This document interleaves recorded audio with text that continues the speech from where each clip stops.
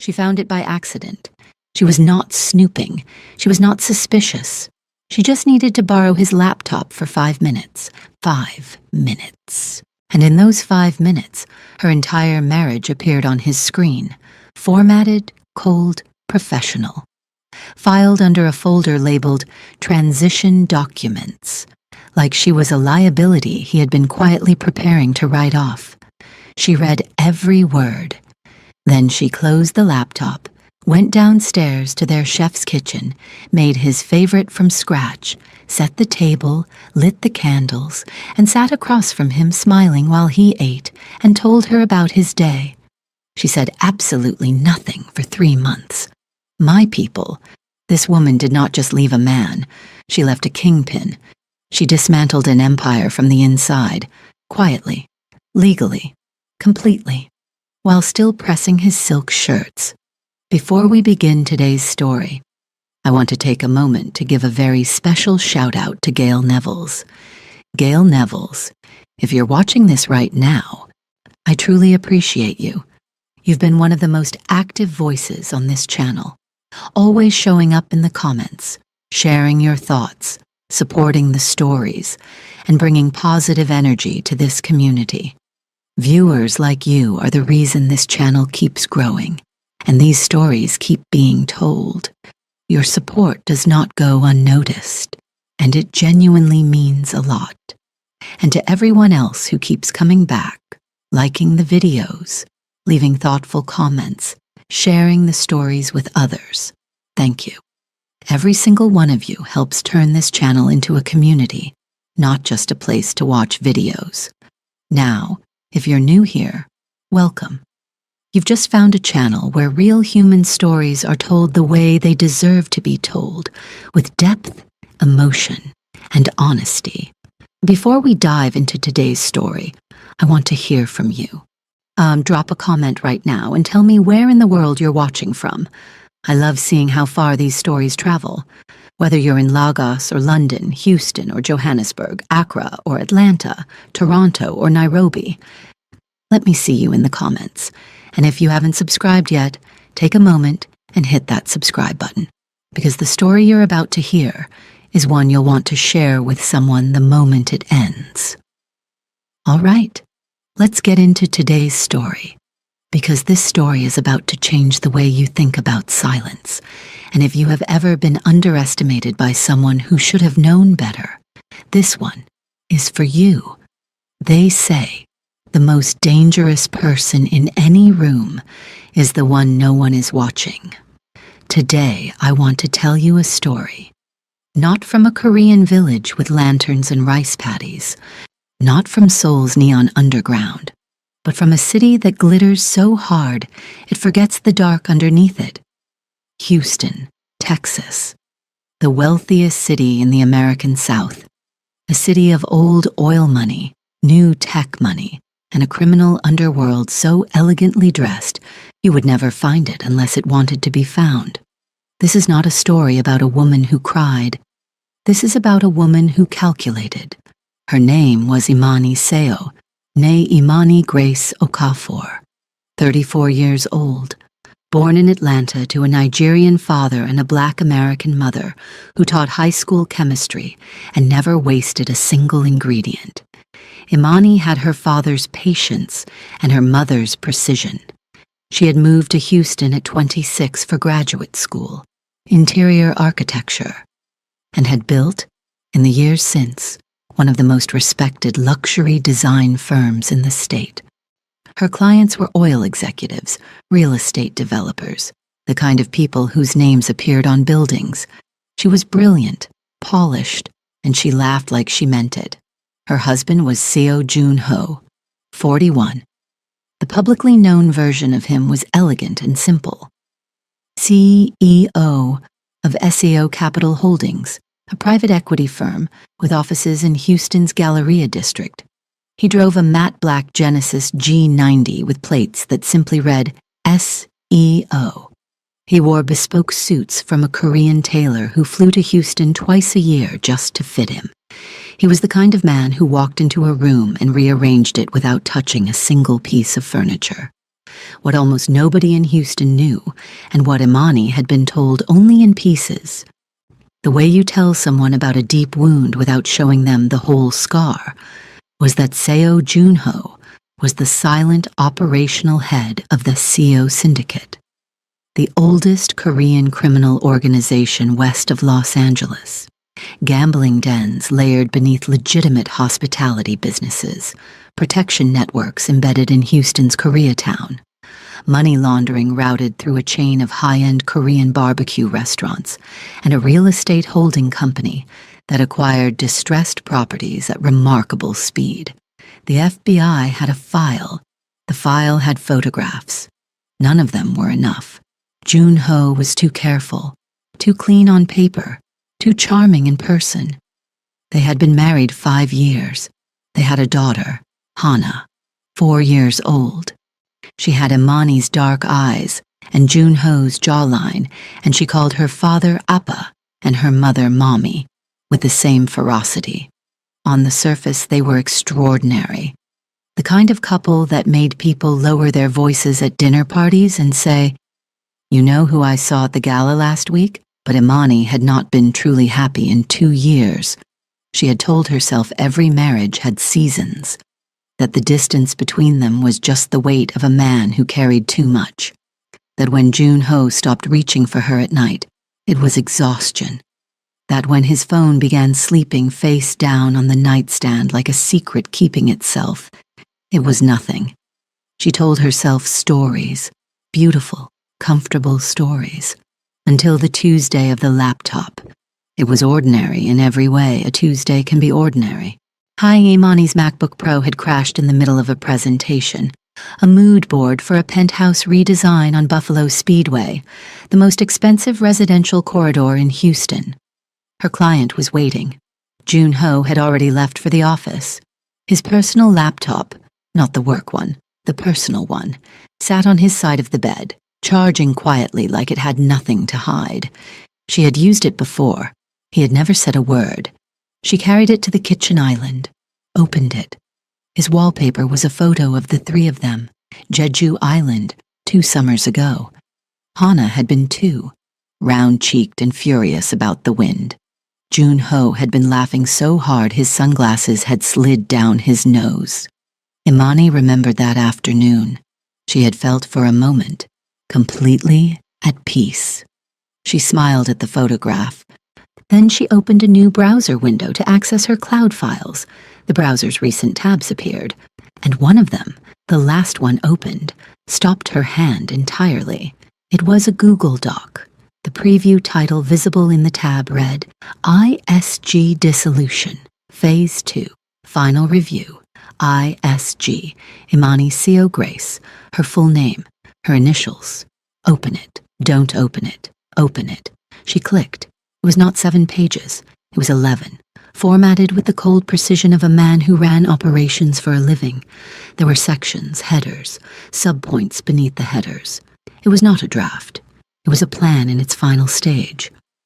Section 1, Asset Separation.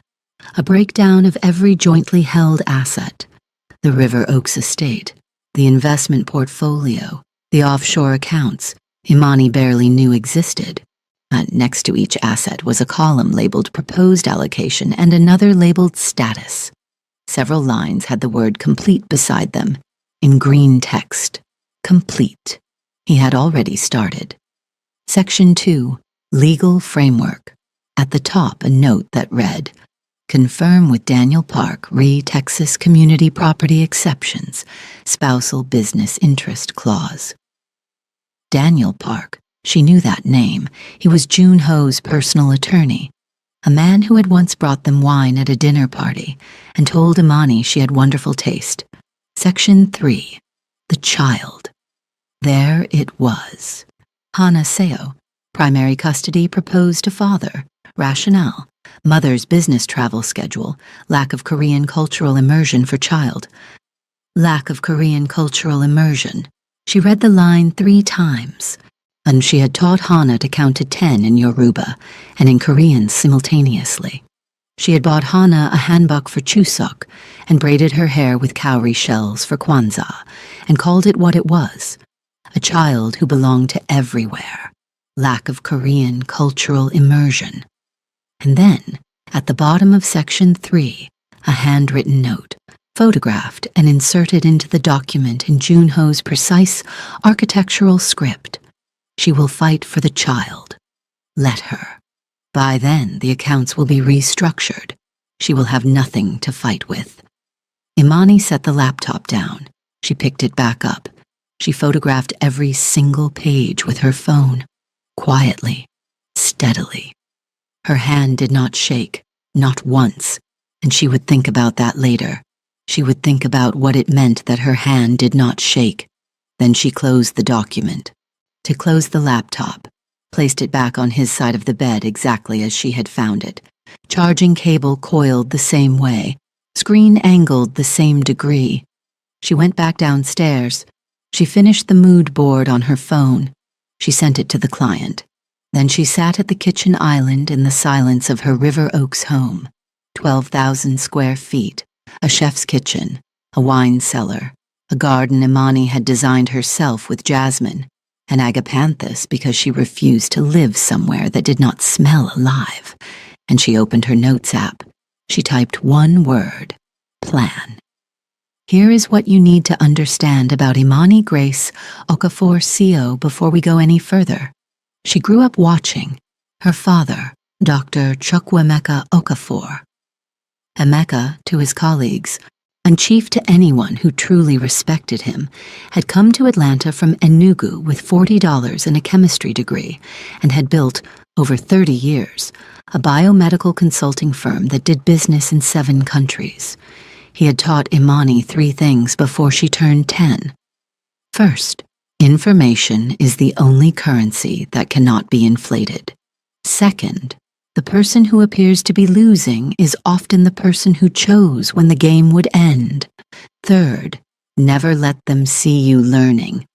Her mother, Dr. Carolyn Grace, who had taught high school chemistry for 22 years before running for state legislature and winning on her first attempt, had added one more thing when Imani left for Houston. Baby, the most powerful thing you can do to someone who underestimates you is let them keep doing it. Hunt until you're done. Imani Seo had been underestimated her entire married life, not crudely, not in ways she could point to and say, there, that was it. It was the kind of underestimation that wore a beautiful face. It looked like Junho managing all their joint finances because he was better with numbers. It looked like him introducing her at syndicate-adjacent dinners as my wife. She does interiors, as though the firm that had grossed $4 million the previous year was a hobby she had assembled in an afternoon.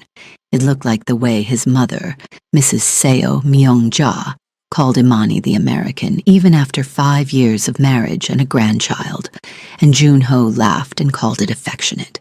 Imani had smiled and catalogued every single moment and said nothing. She was saying something now, and the first call she made was not to a lawyer. It was to her accountant. A woman named Brenda Cole, CPA, with an office in Midtown Houston and a reputation for being discreet and devastating in equal measure. Imani called her under the pretense of Q3 tax reviews for Imani Seo Interiors LLC. While they reviewed quarterly filings, Imani asked a single careful question. Brenda, hypothetically, if a business co-registered under 2 names needed to remove 1 signatory, and we needed it done without triggering a filing flag, how long would that take? Brenda was quiet for 3 seconds. Come in Thursday, she said. Bring your original LLC formation documents and your personal EIN, not the joint one. Imani brought everything. By the following Tuesday, Imani Seo Interiors LLC had been formally restructured. Junho's name, which had been listed as a silent co-owner for tax optimization purposes, something he had insisted on 3 years ago, was removed. The restructuring was clean, documented, entirely legal. The business was hers alone. It took 8 days. He never noticed. Why would he? He had called it her little design thing at a dinner party the previous spring. His lawyer had laughed. Her little design thing had grossed $4.3 million in the 12 months prior. Next came the accounts.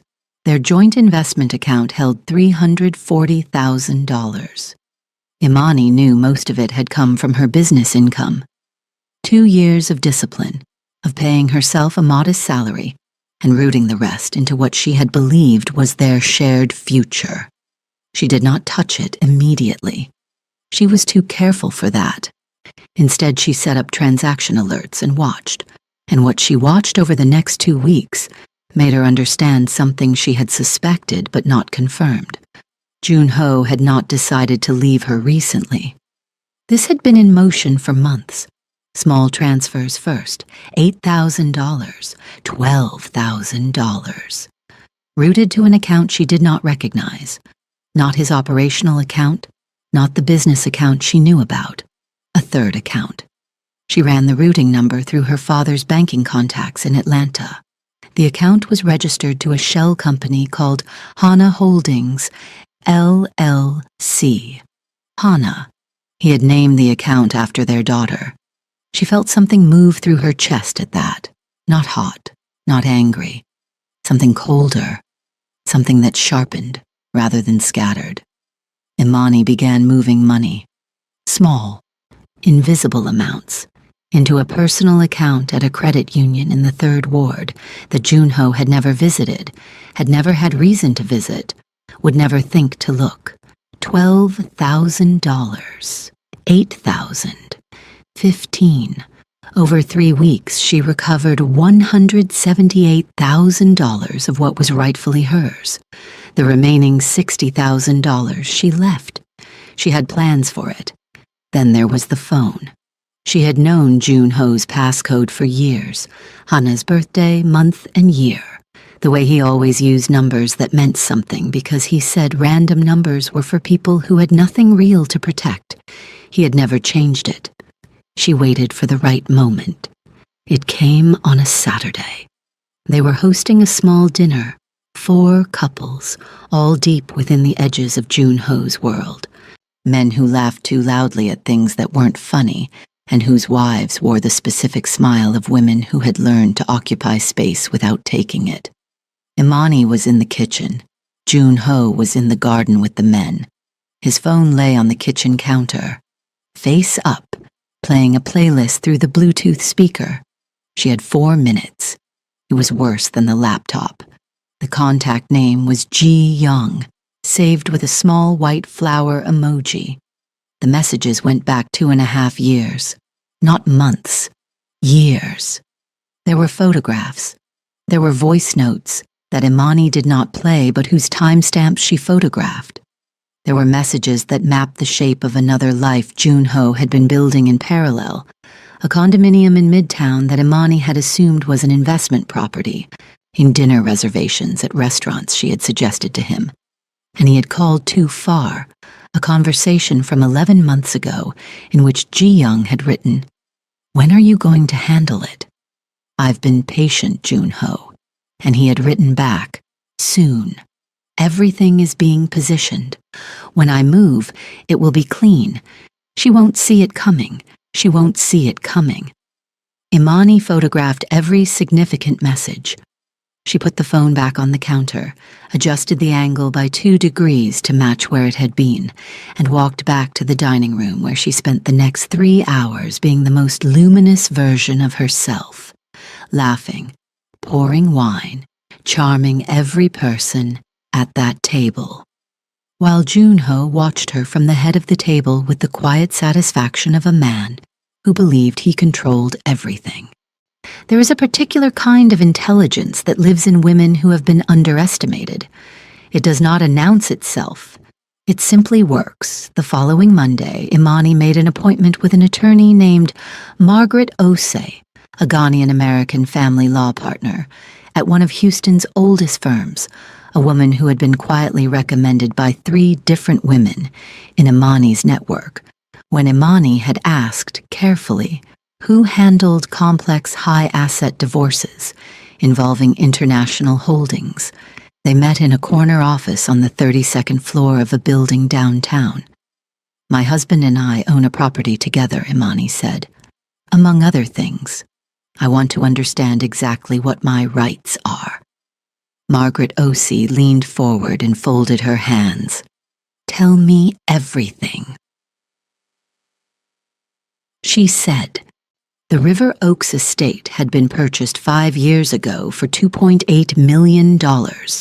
Jun Ho had handled the transaction. His name was primary on the deed. But when Margaret obtained the original purchase documentation, she found something that made her pause and reach for her notepad. The down payment, $700,000, had come from a wire transfer originating from an Atlanta account belonging to Dr. Chukwemeka Okafor, Imani's father. He insisted, Imani said quietly. He said it was his gift, that no daughter of his would begin a marriage without equity. Jun Ho accepted it. He was gracious about it.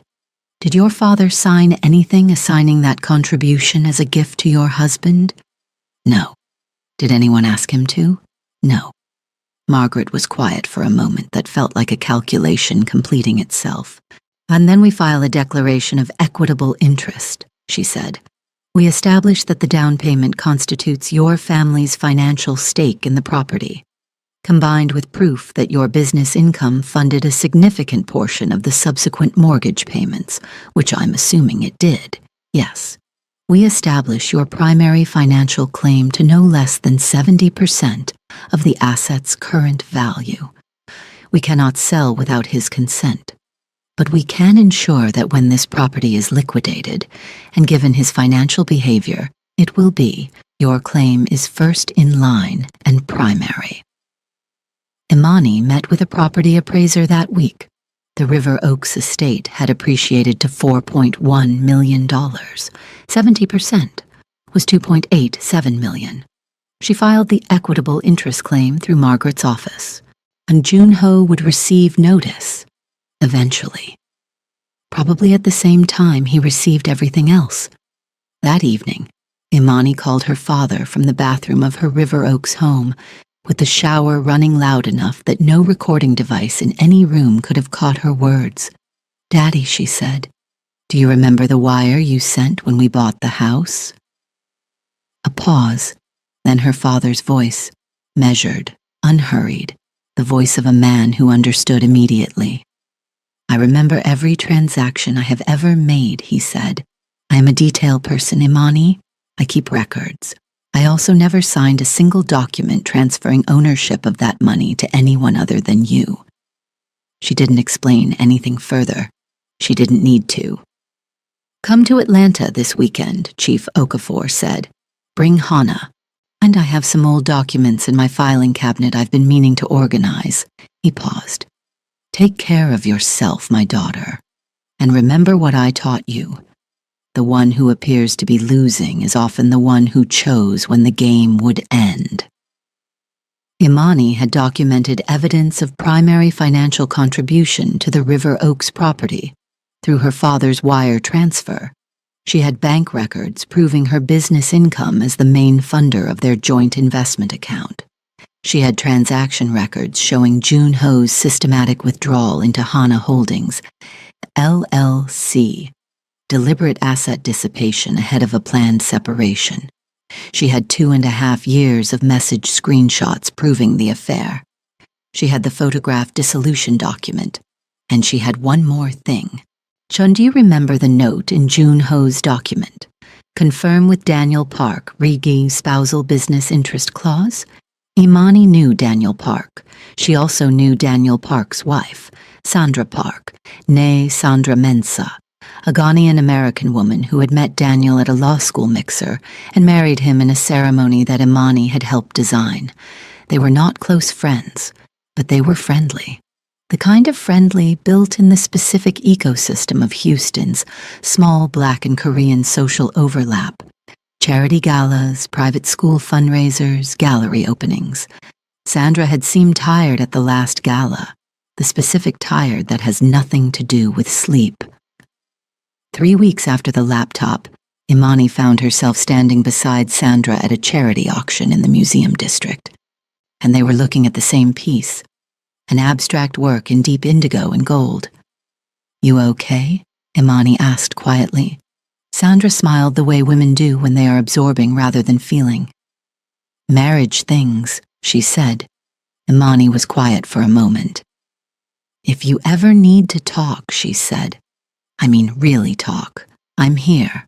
Sandra looked at her for a long moment. "Same," she said. "Any time." 2 weeks later, Sandra called.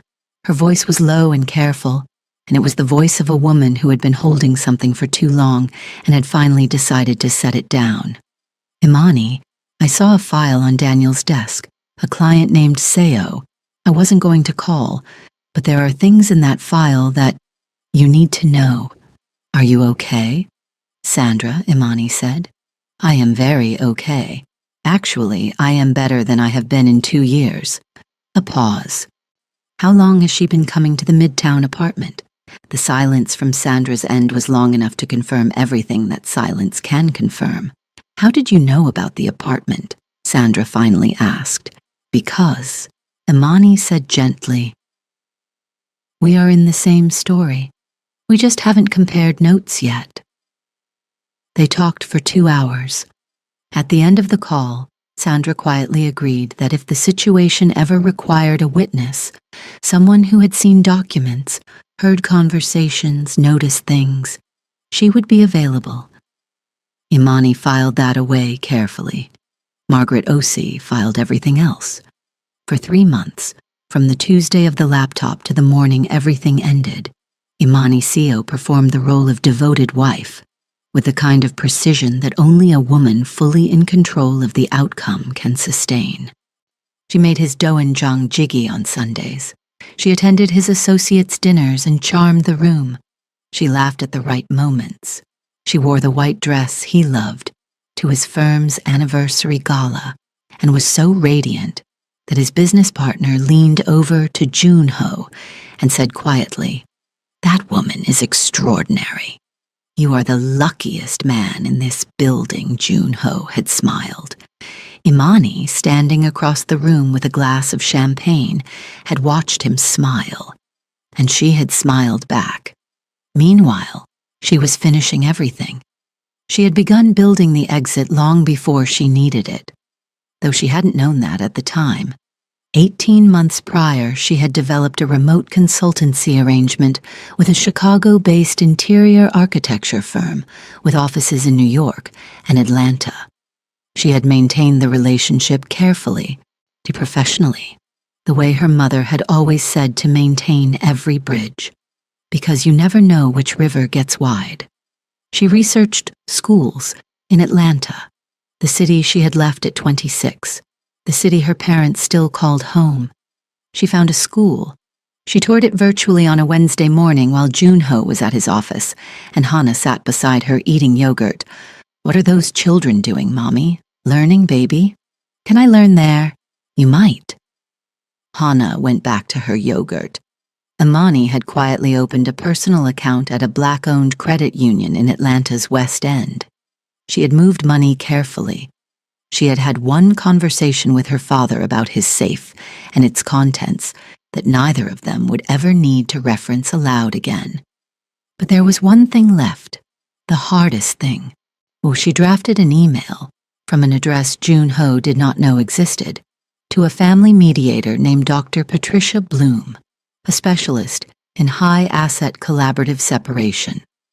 "I want it documented that I attempted resolution," Imani told her, "before this becomes what it is going to become."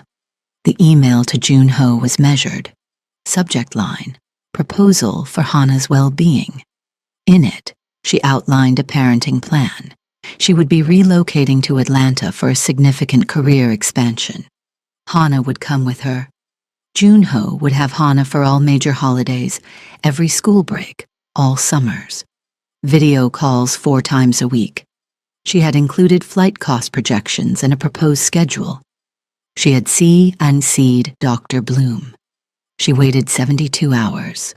Junho did not reply. not even about his daughter. Dr. Bloom documented the non-response. This establishes willful disengagement from parental responsibility, she said. Keep this documentation. It matters. Imani kept everything. She was ready. She was simply waiting for him to give her the opening. It came on a Thursday morning at 6:09 a.m. Junho was sitting on the edge of their bed when she opened her eyes, dressed already, cologne on. Watching her with the expression of a man who had rehearsed what he was about to say so many times. It had worn grooves in him. Imani. His voice was careful, measured, the voice he used in rooms where he controlled every outcome. I need to speak with you about something important. She sat up slowly.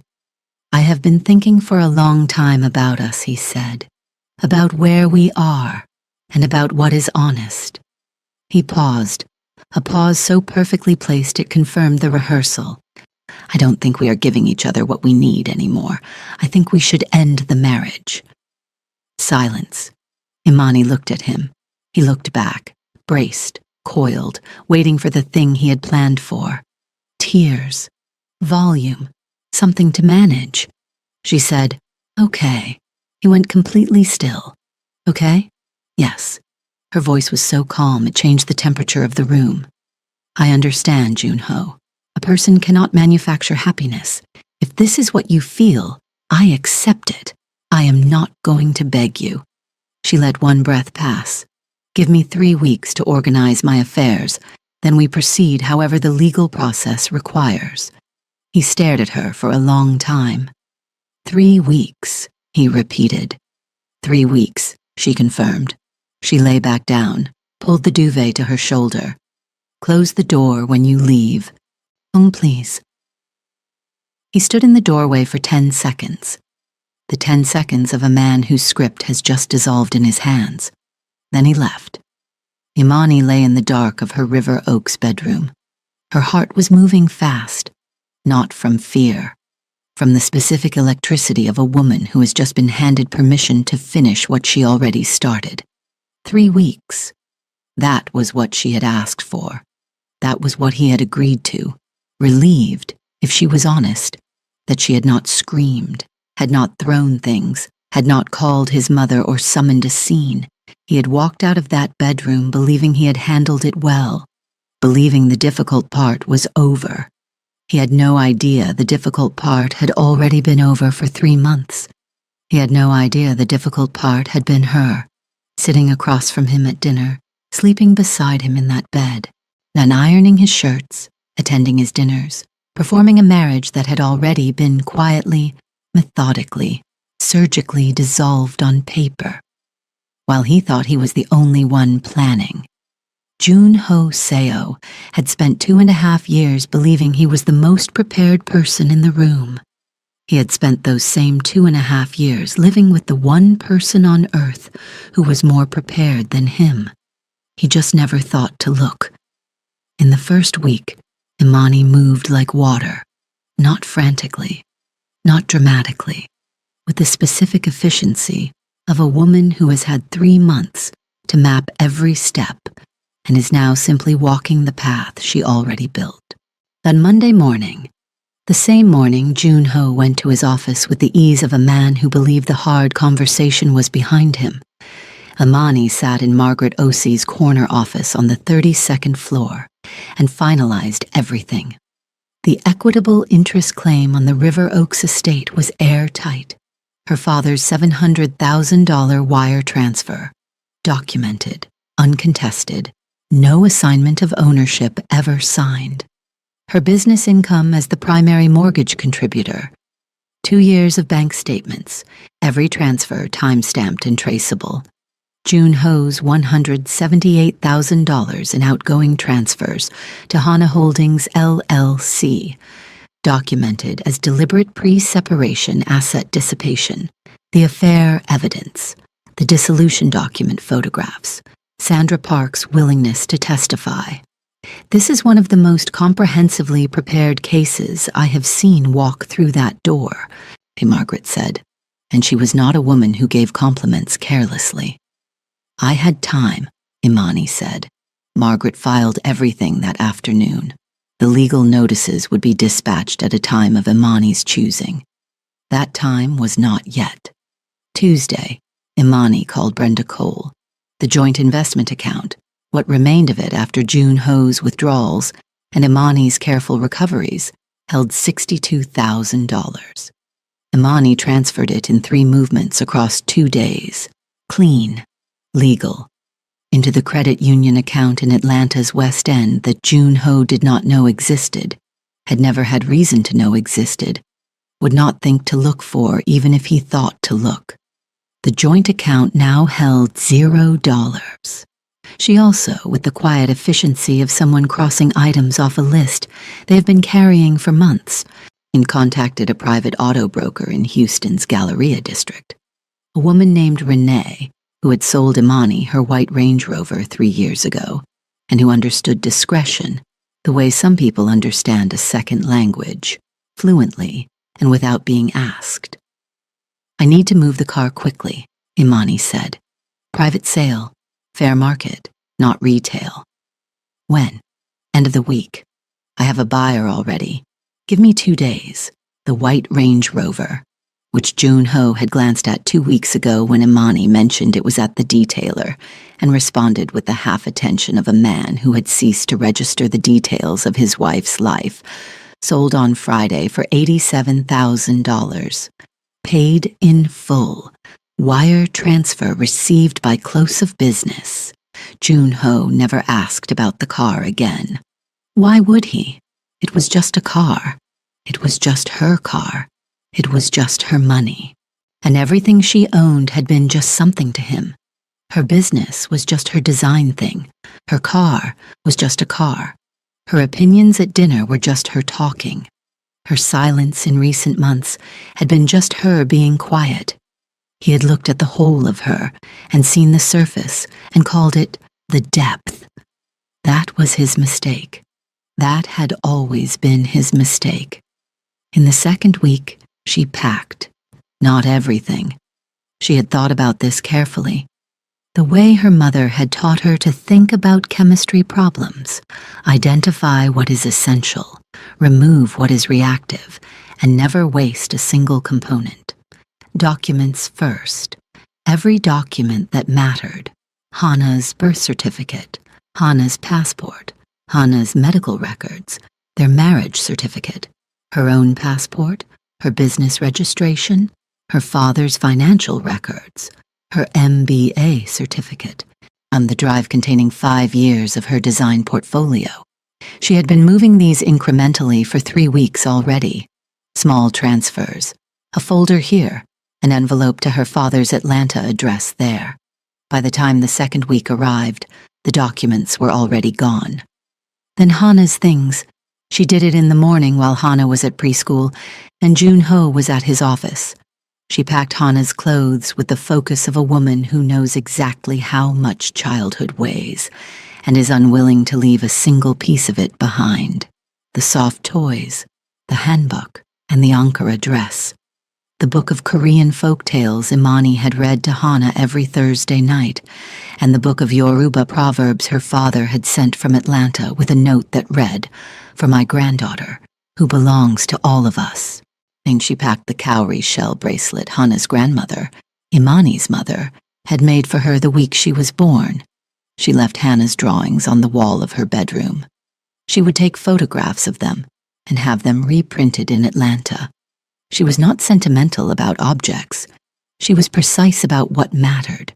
Her grandmother's jewelry, her design portfolio drives, her laptop, the clothes she actually loved, not all of them, just the ones she had chosen herself before June Ho began occasionally suggesting what she should wear to his events.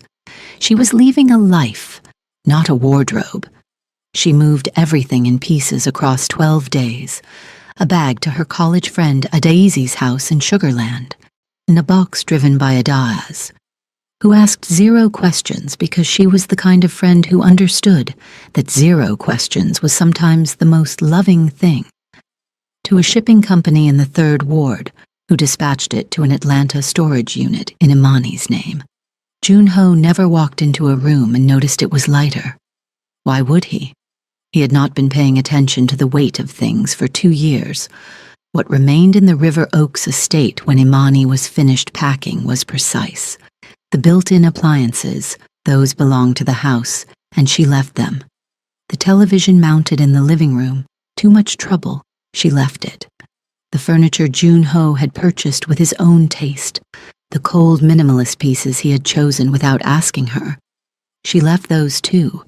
What she took was everything that had made the house hers, and the custom throw pillows she had designed herself, the art she had curated and hung over 5 years, the hand-knotted Moroccan rug in the master bedroom that she had bought in Marrakech on a solo sourcing trip, and that Junho had once described as interesting, the jasmine plant from the kitchen windowsill that she had grown from a cutting her mother had given her.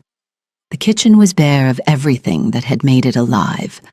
The living room held only the mounted television and the architecture of empty space. Hana's bedroom, completely bare. Every piece of pink and gold, every drawing on the corkboard, every small shoe, every stuffed animal, every piece of a 4-year-old's world, gone. She left Junho's side of the house untouched. His suits hung in the wardrobe, his watches on the nightstand. His bespoke Tom Ford fragrance on the bathroom shelf, his laptop on the study desk, his things, every one of his things, exactly where he had left them. She wanted him to understand the specific geometry of what had happened. She wanted him to walk through a house where his things were intact and everything else was gone, and feel the precise shape of what it meant to lose someone who had been keeping everything alive. She left the family photographs on the wall. Every framed photograph from 5 years of Seo family social media, Jeju Island, the Maldives, Hana's first birthday, the gala where Junho's business partner had called Imani extraordinary. She left them all hanging. Let him look at them, she thought, or let him look at the face of a woman who was smiling in every single frame, and understand that behind each smile was a woman who saw him clearly and chose, for as long as she needed to let him believe she didn't. In the 3rd week, she converted. Quietly and without drama, she moved $210,000, drawn from her business accounts, her personal recovery transfers, and the car sale, into an international wire routed to her Atlanta credit union. Legal, clean, documented as business income distribution and personal asset liquidation, both of which it was. She also, on a Wednesday morning that felt like any other Wednesday morning, called her father. He answered on the first ring. "I'm ready, Daddy." "I know," he said. "Come home." She flew to Atlanta the following Saturday with Hana. Officially, a weekend visit to see her parents, and the kind of visit she made every 2 or 3 months, the kind that would not register as anything unusual to anyone watching. Junho was hosting a private dinner that Saturday. He kissed her cheek when she left. He told Hana to be good for her grandparents. He looked at neither of them long enough to see what he was looking at. In her father's study in Buckhead, a room that smelled of old books and fresh coffee and the particular safety of a man who had never once in her life let her down. Imani sat across from Chief Okafor, and they went through the documents together. Her father's original wire receipt, stamped and notarized. 3 years of bank statements, the dissolution document photographs, Margaret Osie's filed claims. Her father looked at everything carefully. Then he closed the folder, set it on his desk. Bunin looked at his daughter for a long moment. "Your mother," he said, "would not be surprised by a single page of this. I know. She would be proud." Imani's eyes burned. She did not cry. Almost, but not quite. She had time for that later, when everything was finished, and she was somewhere quiet, and it was only her and the truth of what she had survived. Not yet. "I have one more thing," her father said. He opened the safe behind his desk. He removed a single envelope, thick, sealed, with Imani's full name written in his handwriting across the front. Your mother and I prepared this when you got married. We hoped you would never need it, but we prepared it because we are detail people. She opened it on the flight back to Houston. Inside was a 4-page notarized document, drafted by her father's attorney 5 years prior, establishing that the $700,000 wire transfer made at the time of the River Oaks property purchase constituted a conditional gift held in trust for Imani Grace Okafor Seo. Explicitly, not a gift to the marital estate. Explicitly not subject to division in the event of dissolution. Her parents had prepared an exit for her before she knew she would need one. She thought about that for the entire flight home. She thought about her mother, Dr. Carolyn Grace, who had taught high school chemistry for 22 years and believed that every reaction had a preparation phase, and that the preparation phase was always the one that mattered. And she pressed her fingers to her eyes behind her sunglasses and let 3 tears fall, quietly, in the window seat while Hannah slept against her shoulder. Just 3. Then she put the document in her carry-on. Sun straightened her posture and looked out the window at the city below coming into focus. She was going back to finish it. On Sunday of the 3rd week, Jun-ho announced he had business in New York. 4 days. He was leaving Monday. Okay, Imani said. Safe travels. He left at 5:45 a.m. on Monday. She watched his Genesis G90 pull out of the driveway from the upstairs window. She watched until the gate hummed shut behind him. Then she turned around. Hannah, she called. Her daughter appeared in the hallway in her pajamas, her dark eyes sleep-soft, her hair in 2 puffs that Imani had braided loosely the night before. Yes, Mommy. Go put on your purple dress, baby, the one with the stars. Are we going somewhere? Yes. Where? Imani crouched down to her daughter's height. She took Hannah's face in both hands. We are going somewhere with really good ice cream. Hannah's eyes went wide. What flavor? All the flavors. Hannah considered this with the gravity of a 4-year-old making a genuinely important decision. Okay, she said, let's go. By 11 a.m. on Monday, the last boxes had been loaded into the rented cargo van that Adaz drove, still asking 0 questions, still being the most loving kind of friend, to the shipping company in the 3rd Ward. By 1 p.m., Imani and Hannah were at George Bush Intercontinental Airport. Hannah wore her purple star dress and her favorite light-up sneakers and carried the small backpack shaped like a bear that she called Bear Bear. And she held Imani's hand through security and through the terminal and pointed at every single thing that interested her, which was everything. Because she was 4 years old and the world was still entirely made of wonder. Imani held her daughter's hand and watched her and felt, underneath the controlled precision of everything she had been holding for 3 months, a wave of something so large and so clean it nearly stopped her in the middle of the terminal. Freedom, she thought. This is what it feels like before it has a name. Their gate appeared ahead. Imani looked at the departure board. Atlanta, Georgia. On time. She picked up Hannah. She walked through the gate. She did not look back. Jun-ho returned from New York on Thursday evening. He was in a good mood. New York had been productive. Ji Young had flown up Wednesday. He had told Imani he had client dinners both nights, and Imani had responded with a voice note. Sounds good, and travel safe. And the 2 of them had spent 36 hours in a midtown hotel that he paid for in cash through a channel he had established specifically for this purpose. Because he was a careful man. Because he had spent his entire adult life being a careful man. Because careful was how you survived in the world he moved through. He was careful about everything. Except the one thing that had mattered most. He took a car from the airport. As they turned onto his street in River Oaks, the street with the houses set back from the road behind old oak trees, the street that said, "You have arrived," in the specific language of Houston wealth. He felt something he could not immediately name.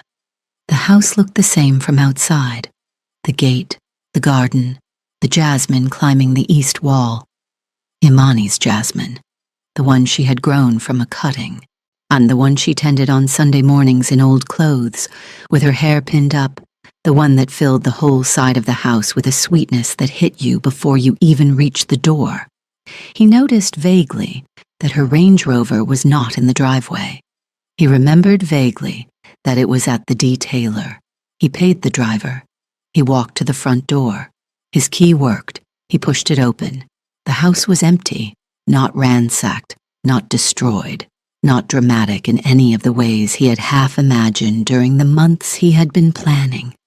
The screaming, the thrown things, the scene that would have confirmed for him that she was the unstable one, the difficult one, the one who had made this necessary. Just empty, the kind of empty that is its own statement. The living room held the mounted television and the ghost of furniture.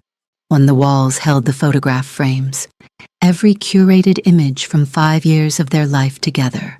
Jeju Island, the Maldives, Hannah's first birthday, the gala, Seo family smiling in every frame, the images of a life so perfectly constructed, it had looked from the outside like a fact rather than a performance. He stood in the middle of the empty living room and looked at the photographs for a long time. The kitchen, bare. The appliances remained, built-in, bolted, belonging to the house. But the handmade ceramic bowls she had brought back from a sourcing trip to Oaxaca were gone. The herbs she grew on the windowsill were gone. The yellow dish towels she had embroidered with small flowers, because she said she refused to have ugly dish towels, gone. The kitchen was just a room now, just walls and surfaces and built-in machinery. Nothing that said anyone had ever cooked anything in it that mattered. He walked to Hannah's room. He stood in the doorway for a moment he would not be able to measure later. Gone, every piece of pink and gold, every drawing on the corkboard, every small sneaker, every stuffed animal, every artifact of his daughter's small, specific, irreplaceable life. Gone. What remained was a bare room with pale walls and the faint ghost of sticker adhesive near the light switch where Hannah had placed, over Imani's mild objection, a line of star stickers at exactly the height of her 4-year-old reach. He stood there for 10 seconds. Then he walked to the study. On the desk, centered with the precision of someone who measures intention, were 3 documents. The first was a legal notice from Margaret Osei and Associates, attorneys at law, one informing Seo Jun-ho that his wife Imani Grace Seo, née Okafor, had formally initiated dissolution proceedings, had reverted to her name Imani Grace Okafor, and had relocated with their daughter Hannah Seo to Atlanta, Georgia, where she was establishing primary residence. It referenced the parenting proposal email sent 23 days prior, documented by mediator Dr. Patricia Bloom, noting his failure to respond. All custody and financial matters would be handled through legal representation. All communication to be directed to Margaret Osei's office. The second was the equitable interest claim on the River Oaks property. He stared at the figure. 70%. He read his father-in-law's name. He read the notarized document. He read the words, "Conditional gift held in trust for Imani Grace Okafor Seo," or explicitly not subject to division in the event of dissolution, and he felt something move through him that was new, something he did not have an immediate name for. The third document was a single page. It was a 6-month transaction history of the joint investment account. Every outgoing transfer to Hannah Holdings LLC was highlighted in yellow. His own handwriting, Hannah Holdings LLC, stared back at him from the account registration line at the top. He had named a shell company after his daughter to hide money from his wife. That document, he understood immediately, would be used to establish deliberate asset dissipation in a Texas court. Texas, which took a deeply unfavorable view of spouses who systematically drained marital accounts in anticipation of separation. He reached for his phone. He went to the joint investment account. On balance, $0. He went to the business co-registration for Imani CO Interiors LLC. Access denied. You are not authorized on this account. He called Imani's number. The number you have dialed is not available. Please try again later. He tried again. The number you have dialed. He called Adaz. Adaz answered on the second ring with the unhurried ease of a woman who had been waiting for exactly this call and had decided in advance how she would handle it. Adaz, where is Imani? Where is my wife? Where is Hana? Her voice was warm, patient, and completely immovable. She is not your wife anymore, Junho. You decided that. She simply agreed. A pause. Hana is safe, healthy, and happy. That is all you need to know right now. She hung up. Junho sat down on the floor of his empty study. He sat for a long time, and then he got up and walked through the house, slowly, room by room, the way you check the perimeter of something you are trying to understand. The living room, the kitchen, Hana's room, their bedroom, his things untouched, her side of the wardrobe empty except for 3 wire hangers. The bathroom, his cologne on the shelf, her side of the vanity bare. He came back to the living room. He stood in the center of the empty space and looked at the photographs on the wall. 5 years of a life. 5 years of a woman smiling in every frame. At galas, on beaches, in the delivery room with a newborn Hana on her chest, and the most luminous exhaustion he had ever seen on a human face.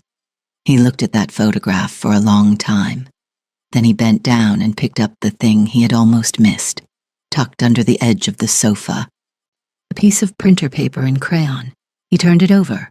4 stick figures. 1 tall, 1 medium, 1 small, one that might have been a dog, or might have been a very ambitious attempt at a cat. Above them, in Hana's 4-year-old handwriting, slanting and determined, my family. He sat down on the floor of the living room and held his daughter's drawing and said nothing to the empty house. He called Ji Young. The phone rang 4 times. He was already composing the words, come to River Oaks, bring things. We will figure this out from here. The words of a man who still believed that because he had been the one planning, he must still be the one with a plan. The call cut. He called again. 2 rings, cut. He texted instead. Ji Young was in her midtown condo when his name appeared on her screen. She let it ring. She let it ring again. She set the phone face down on her kitchen counter and looked out the window at the Houston skyline. All glass and steel, and the specific ambition of a city that moves too fast to look backward. She thought about the past 2.5 years, the patience she had exercised, the careful positioning, the I'm going to handle it soon, just trust me. The dissolution document he had shown her 8 months ago as proof. Look, Ji Young, this is real. This is happening. And she had felt, looking at those pages, the particular thrill of a woman who believed she was about to inherit something. She had believed she was winning. She had believed that Ada, that Imani, sweet, composed, professional Imani with her design firm and her jasmine plant, and her way of making every room she walked into feel intentional, was a woman who did not see what was coming. Her friend Mira had called that afternoon. Girl, you know about your boy Junho? A pause full of the specific relish of someone delivering news they have been sitting on for an hour. His wife cleaned him out. The house is legally compromised. The accounts are zeroed. She took Hana to Atlanta. He is done. Ji Young had laughed at first, a reflex. Imani, that same Imani. Apparently she found out months ago and said absolutely nothing, just planned everything. His lawyer's wife helped her. Ji Young had stopped laughing. She sat with that for a long time. She had spent 2.5 years waiting for a man to dismantle his life so she could step into it. To the River Oaks estate, the Genesis G90, the syndicate-adjacent invitations, the life she had imagined from the outside, clean and powerful and inevitable. But there was no estate anymore. There was a legally compromised property with a 70% equitable interest claim in another woman's name. There were no accounts. There was no life to step into, just a man who had been outmaneuvered by the woman he had spent 2 years failing to see. Ji Young was not interested in inheriting a man's wreckage. She had not invested 2.5 years to receive nothing. She picked up the phone. She typed, "Junho, I can't do this. I heard what happened. I'm sorry. I can't." She hit send. She blocked his number. Then she opened her contacts and began scrolling for someone she had been meaning to call for a long time. A corporate attorney she had met at a networking event 6 months ago, before any of this had fully clarified, before she had understood what kind of man she was waiting for. She had chosen Junho because he looked like power. Turned out he had just married it. Junho read the message 3 times. "I can't do this. I heard what happened. I'm sorry. I can't." He set the phone on the floor beside him. He looked around the room, his Tom Ford cologne on the bathroom shelf, visible through the open door, his laptop on the desk, his watches, his Genesis G90 in the driveway, which the finance company would be calling about by end of week, because 3 of the 6 monthly payments were behind, and because Junho Seo had spent like a man who owned the river, while quietly failing to pay for the current. He looked at all of his things, in an empty house that would need to be liquidated, with a first-line equitable interest claim against 70% of its value held by a woman who was at this moment, he was beginning to understand, sitting somewhere with their daughter, and a future he had not factored into his planning, because he had never believed she was planning at all. He had spent 2.5 years believing he was the most prepared person in their marriage. He had lived, for those same 2.5 years, with the most prepared person he had ever encountered. He had looked at her every day. He had never seen her. And then, quietly, from somewhere in the empty house, he heard it, or thought he heard it, on the faint sweetness of jasmine through a cracked kitchen window. Her plant, the one from her mother's cutting, the one she had left, the only living thing that remained. He sat on the floor of his empty River Oaks home, surrounded by the precise architecture of everything he had lost, and breathed in the scent of the one thing she had chosen not to take. He did not know, could not know, that she had left it on purpose, not out of sentiment, out of precision. She wanted him to remember what it smelled like. She wanted him to know exactly what had been growing in that house all along, quietly, steadily, in the direction of the light, and that he had stood next to it every day and called it a background detail and never once understood that it was the whole garden. Atlanta received her like a city that had been waiting, not with fanfare, and not with the dramatic welcome of someone returning in triumph, arms open, music swelling. Atlanta received Imani the way a good city receives a woman who has been through something real, quietly, with warmth, with the specific grace of a place that has seen enough human resilience to recognize it without needing it explained.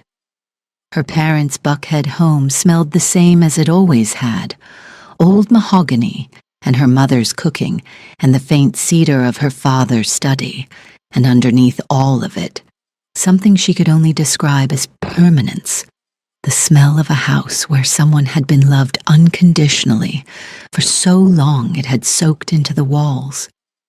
Hannah ran straight to her grandfather. Chief Okafor caught her with both arms and swung her in a wide arc that made her shriek with laughter, and Imani stood in the doorway of the house she had grown up in, and watched her father hold her daughter, and felt something in her chest unhook, slowly, completely, like a coat being lifted from tired shoulders. Her mother appeared from the kitchen doorway. Dr. Carolyn Grace Okafor, 61 years old, state legislator, woman who had once calmly explained to a room full of lobbyists why their amendment was chemically unsound, using nothing but a whiteboard and a calm voice, looked at her daughter for one long moment. Then she opened her arms. Imani walked into them. She did not cry. She had decided that already. She had 3 tears on the plane, and she had decided that was the correct allocation for a woman who had no time to be anything other than what she needed to be right now. Steady, clear, forward-facing. But she held her mother for a long time, and her mother held her back with the particular grip of a woman who understands that sometimes the most powerful thing you can offer another person is simply the certainty that you are not letting go. "You did well," her mother said quietly, into her hair. "I learned from you," Imani said. Her mother made no response to that. She simply held on a moment longer. Then she said, "Dinner is ready," and went back to the kitchen. 3 days later, Imani signed a lease on a townhouse in Atlanta's Virginia Highland neighborhood. 4 bedrooms, a garden, a kitchen with south-facing windows that filled with light from mid-morning until late afternoon. The kind of light that makes cooking feel like an act of abundance rather than obligation. And the previous tenant had left a climbing rose along the back fence that nobody had bothered to remove. Imani looked at it for a long time when the realtor showed her the garden. "I'll take it," she said. She enrolled Hannah in school that same week, a Montessori program in Decatur, diverse and warm, the kind of school where the children grew vegetables in a garden bed outside and called their teachers by first names and were encouraged to ask every question that occurred to them, without apology. Hannah's first morning, she wore her purple star dress. She walked through the school gate holding Imani's hand, and then, at the classroom door, turned around with the specific confidence of a child who has never been given a reason to doubt that the world is safe and full of good things. "Okay, Mommy," she said. "You can go now." Miss Imani laughed, a real laugh, the kind that comes from somewhere deep and unguarded. "Okay, baby," she said. "I'll be here at 3. She walked back to her car in the Decatur morning, cool and bright, the trees beginning their early spring translation from bare to green. And she sat for a moment in the driver's seat with her hands on the wheel and said nothing to no one. Then she opened her notebook. She wrote her new client's name at the top of a fresh page. Below it she wrote, "Budget, vision, timeline." She picked up her phone. She started working. Now. While Imani was building, Junho was unraveling. And here is where the story turns.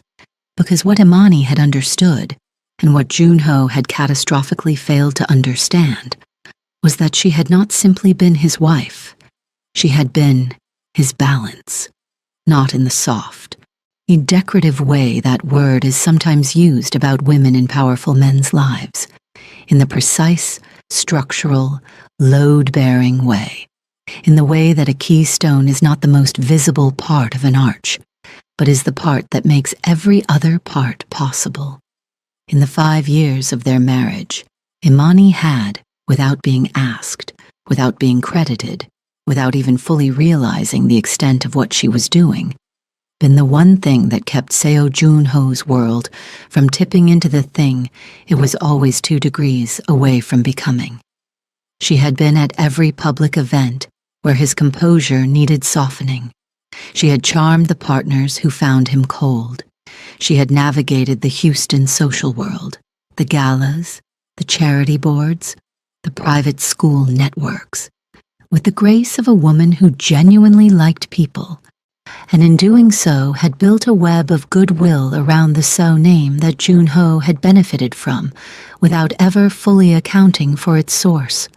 She had, twice, in ways she had never told anyone, gently redirected conversations at dinner parties that were moving toward questions about CO Capital Holdings that Jun-ho could not have answered cleanly. She had done it with a laugh and a subject change so natural that the questioner had moved on without ever knowing they had been moved. She had been protecting him, without his knowledge, without his gratitude, without him ever once understanding that the elegant, controlled public face of Seo Jun-ho was 50% built on the specific intelligence of the woman he had spent 2 years planning to discard. Now she was gone, and the arch was beginning to feel its own weight. The first crack appeared 12 days after Imani left. It was small, a dinner. 12 people, a private room at one of Houston's most prestigious Japanese restaurants, a gathering of the kind of men and their partners who could not be seen together in public and therefore chose rooms with no windows. Jun-ho arrived alone. This was noted, not loudly.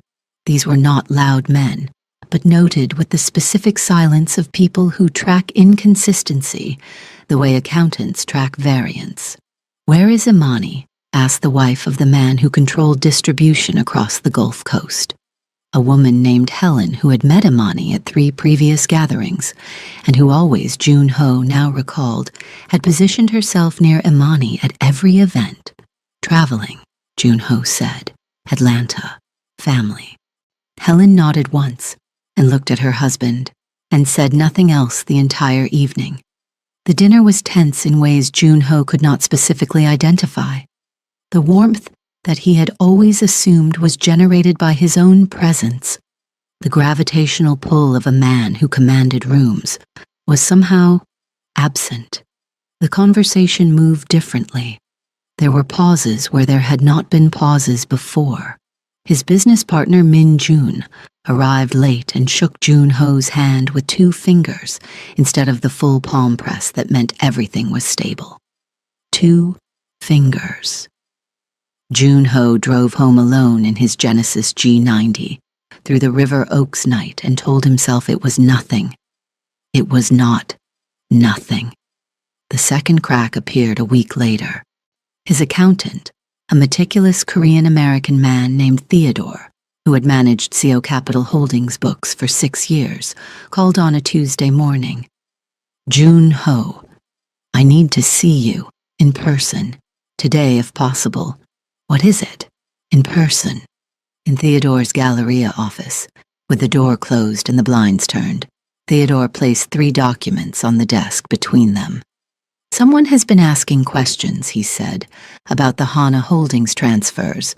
The inquiries are coming from a law firm, Margaret Osey and Associates. They have filed a formal discovery request in the dissolution proceedings, citing deliberate pre-separation asset dissipation." Jun-ho looked at the documents. "Texas community property law," Theodore continued, in the tone of a man who has rehearsed this and still finds it painful. "Hun treats deliberate pre-separation financial depletion as a breach of fiduciary duty between spouses. The discovery request includes 6 months of Hana Holdings, LLC, transaction history." "Jun-ho," he paused, "these transactions are not clean. If this goes before a judge, it won't go before a judge." Theodore looked at him for a long moment. "She has Sandra Park as a witness," he said quietly. "Daniel Park's wife." The room went very still. Jun-ho understood, in the specific cellular way that men who have spent their lives managing information understand things, exactly what that meant. Sandra Park had seen Daniel Park's files. Daniel Park knew everything. And Sandra Park had decided, for reasons that were none of Jun-ho's business, but every bit of his consequence, to stand with the woman her husband had been helping to dismantle. And he had surrounded himself with careful men. He had not thought to account for the women those careful men went home to. "Fix it," Jun-ho said. Theodore looked at his desk. "I can limit exposure," he said. "I cannot make the transfers disappear." They are already in Discovery. Junho said nothing. He drove back to the River Oaks house and sat in the driveway for 11 minutes before going inside. The jasmine was blooming now. He had not planned on noticing it. He noticed it. The third crack was the syndicate. It came not as a confrontation. These were not confrontational men. Confrontation was for people who had no other options, but as a gradual, unmistakable cooling. A meeting rescheduled without a new date offered. An introduction that did not materialize. A message from an intermediary that used language precise enough to be deniable and clear enough to be understood. The principals have concerns about current exposure. They prefer to allow the current situation to resolve before proceeding with Q3 arrangements. Current situation, current exposure. He was the current exposure. For 20 years, Seo Junho had moved through the syndicate's world with the confidence of a man whose personal stability was never in question. He had a wife, he had a family, he had a River Oaks estate and a legitimate business and a social presence that gave every arrangement a surface of clean, domestic respectability. He had a woman who had, at 3 separate dinner parties, made the right people feel comfortable without any of them understanding. That was what she was doing. That woman was now in Atlanta with a notebook and a new client and a child enrolled in a Montessori school in Decatur who called her teachers by their first names and grew vegetables in a garden bed. And Seo Junho was standing in the middle of his $4.1 million house, which he could not sell without triggering a 70% equitable interest payment to his wife's family, which he could not afford to maintain on his own income without the $4.3 million annual revenue from a business that was no longer co-registered in his name, holding a message from men who had not survived decades of careful operation by tolerating destabilized partners. He had spent 2.5 years planning a clean exit from his marriage. He had not planned for what the exit would cost him. He had not planned because he had not believed, not truly, that Imani was anything other than a beautiful constant, reliable, warm, present, decorative in all the ways that mattered to a man who had stopped seeing the depth of things. He had planned the dissolution of his marriage the way you plan the removal of wallpaper. He had not understood that she was a load-bearing wall. He called her number. He knew it would not connect. He called it anyway. The number you have dialed. He sent an email to Margaret Osie's office requesting direct communication with Imani regarding Hana. Margaret's office responded within 4 hours, professionally, precisely, with a proposed video call schedule for Junho's parental contact that had been prepared in advance and required only his signature to activate. It was the schedule Imani had proposed 26 days ago, in the email he had not responded to, and about the daughter he had not asked about. He signed it and sent it back the same afternoon. Hana appeared on his laptop screen that Friday at 6 p.m., Atlanta time per the schedule. In a yellow dress he had never seen, sitting at a kitchen table he did not recognize, with the specific brightness of a child who is entirely okay. "Appa," she said, and waved with both hands. He looked at her for a moment before he could speak. "Hey, Hanaya," he said. "How are you?" "I grew a carrot today," she said. "At school. A real carrot. Can you grow a carrot, Appa?" I don't know. I can teach you," she said generously. "It is not that hard. You just put it in dirt." He laughed. It came out ragged, unpolished. Nothing like his usual laugh. "Okay," he said. "You can teach me." Hana talked for 12 minutes about the carrot, a boy in her class named Theo who had a dog, the ice cream her grandfather had taken her for, and a book her grandmother was reading to her about a girl who lived by the sea. She did not ask why she was not at home. She did not ask why Mommy was not in the frame. She was 4 years old, and she was in a house that smelled of her grandmother's cooking, and her grandfather caught her when she jumped, and her world was complete. The call ended at 6:13 p.m. Junho closed the laptop. He sat in the silence of the study for a long time, and then, on a Tuesday evening, 3 weeks after Imani had left, his phone rang with a number from Seoul. His mother, Mrs. Seo Myung-ja, 72 years old, and a woman who had built her own import business after her husband died and raised Junho alone in a 2-room apartment in Mapo-gu and never once complained about any of it, called her son at 9 p.m. Houston time. He answered, "Yama Junho." Her voice was not warm and it was not cold. It was the voice of a woman who had made a decision about what she was going to say and was simply saying it. "I spoke with Hana this morning. Your father-in-law called me. He said nothing. Chief Okafor called me," she continued. "He was polite. He was more polite than I would have been. He told me that Imani had relocated with Hana to Atlanta. He told me that Hana was well and healthy and happy. He told me that I was welcome to have video calls with my granddaughter on whatever schedule suited me, and that no one was going to use Hana as a weapon."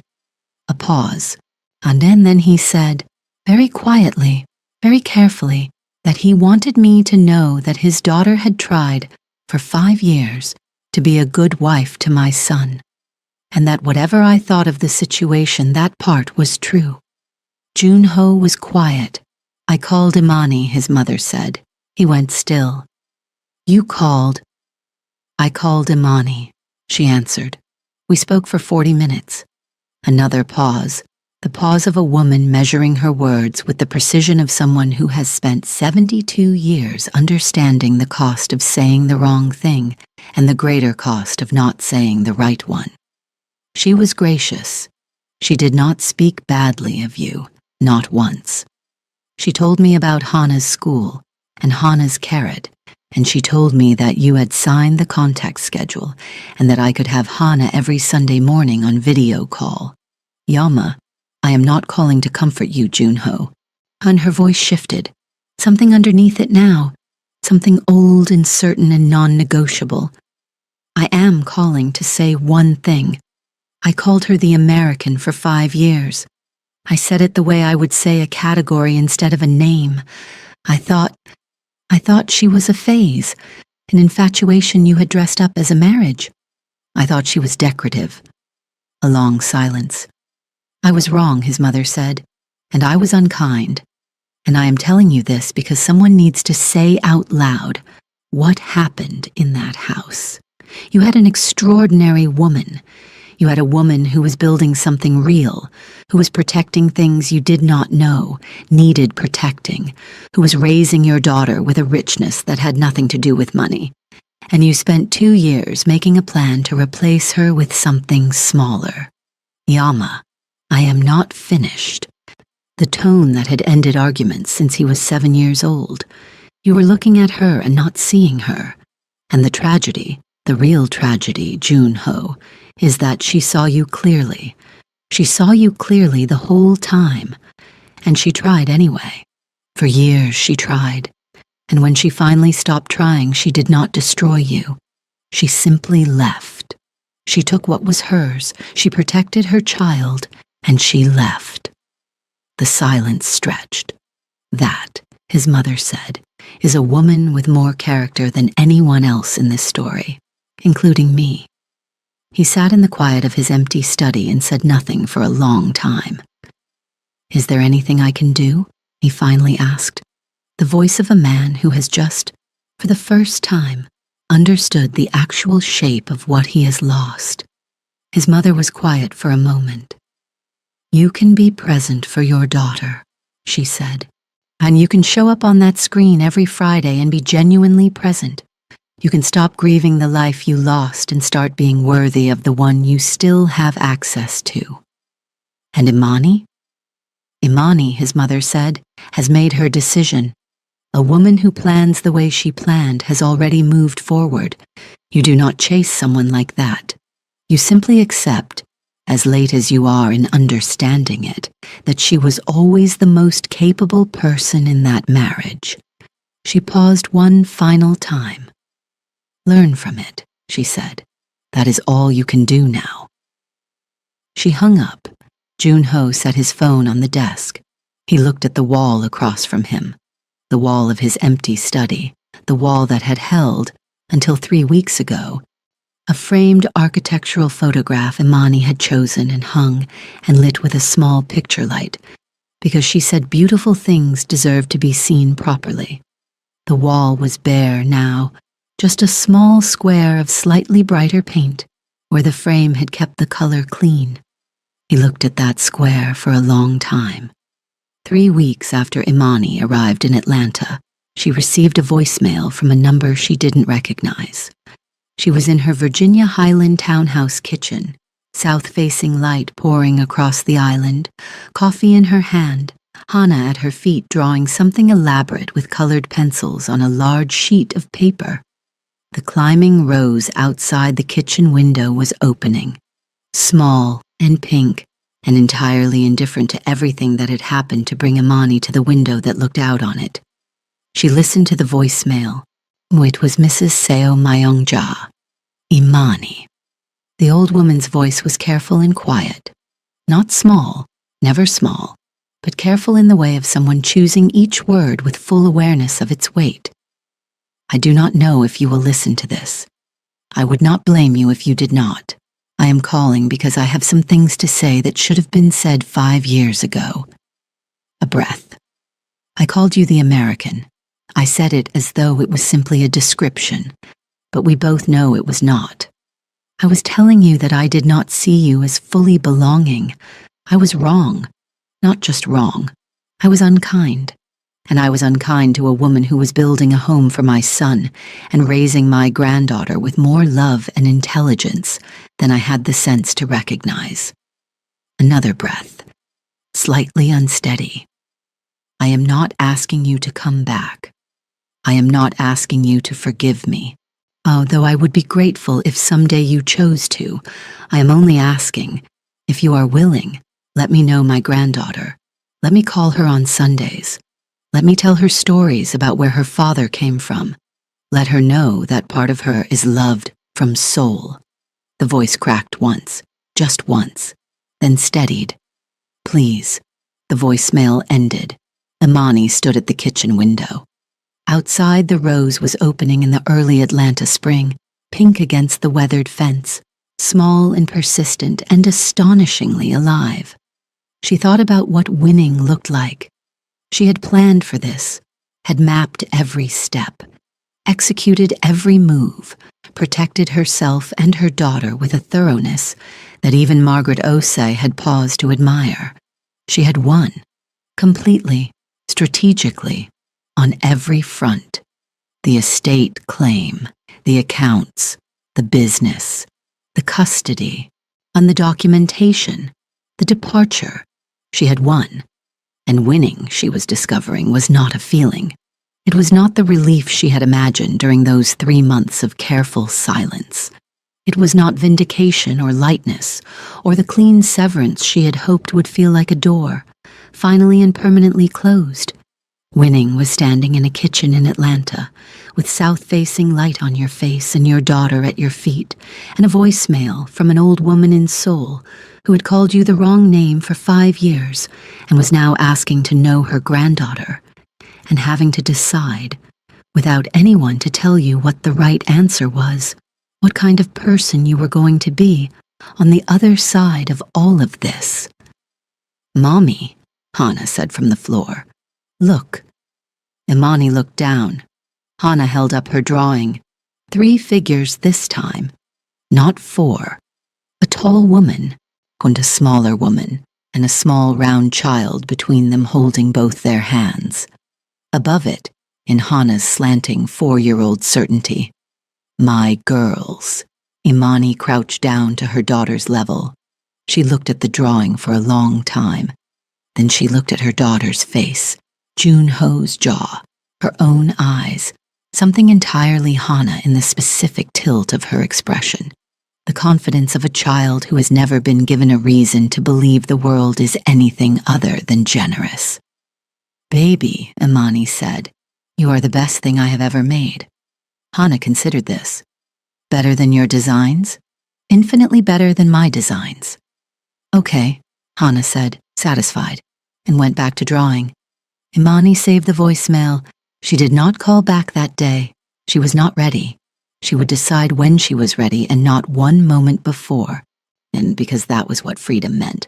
Not the absence of difficult decisions, but the right to make them on your own terms, in your own time, without anyone else's timeline imposed on yours. She opened her notebook. New client, penthouse, Midtown Atlanta. The most ambitious project she had taken on in 2 years. Floor-to-ceiling windows overlooking the city. A brief that asked for something that feels like arriving, and a budget that suggested the client meant it. She wrote the client's name. She wrote budget, vision, timeline. She looked at the page.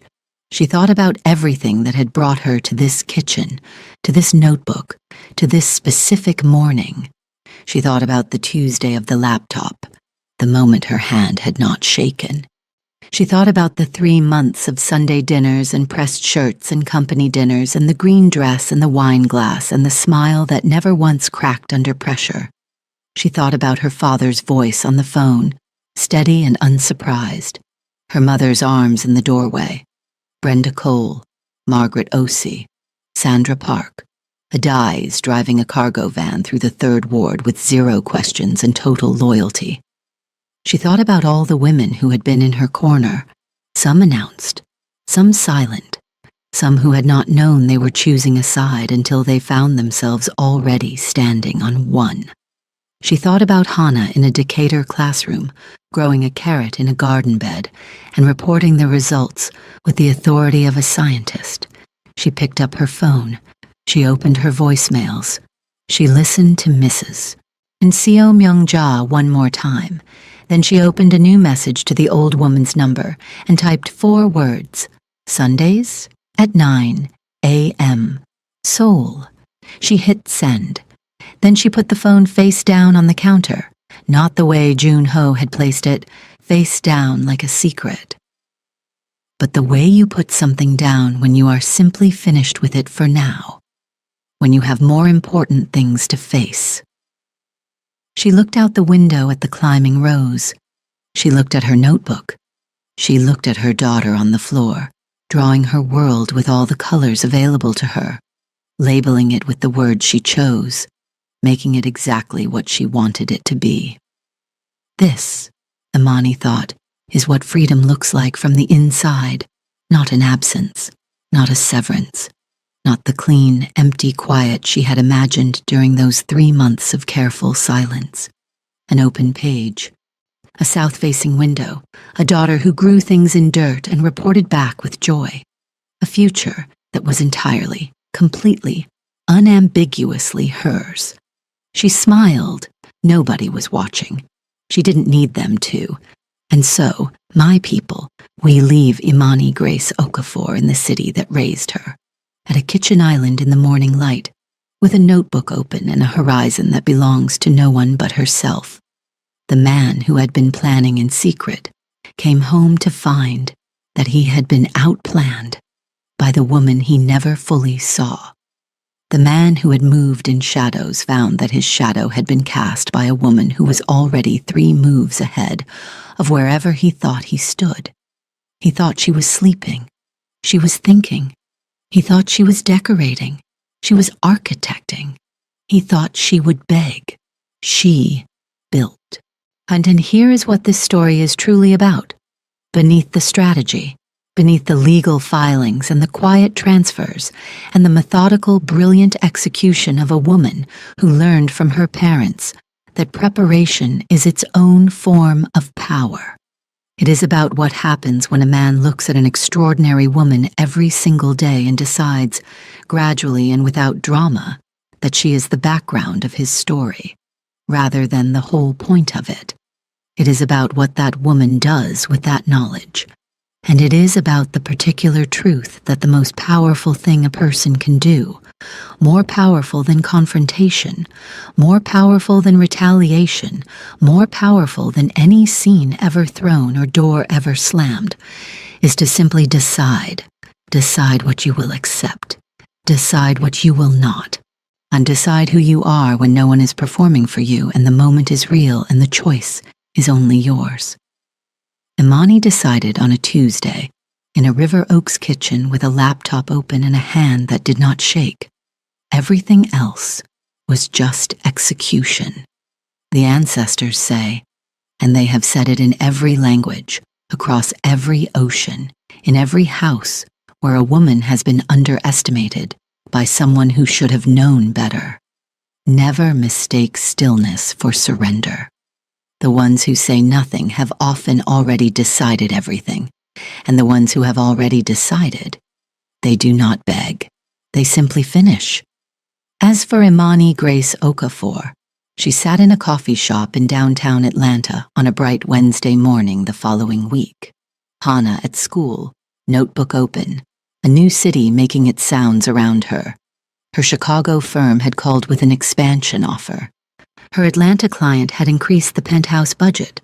Margaret Osei had sent a note that simply read, "First hearing scheduled.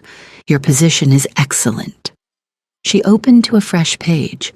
She wrote nothing for a moment, just sat with the clean, white, unlimited possibility of it. Then she wrote one word at the top of the page, "Next," and that, my people, is where we leave her. Not at the end of a story, at the beginning of the one she wrote herself. Some women survive, some women escape. Imani Grace Okafor did neither. She planned, she executed, she protected her daughter, she honored her parents, she extended grace to an old woman who had not deserved it, but who had asked for it honestly. And then she sat down in the morning light of a new city and went back to work. That is not surviving. That is not escaping.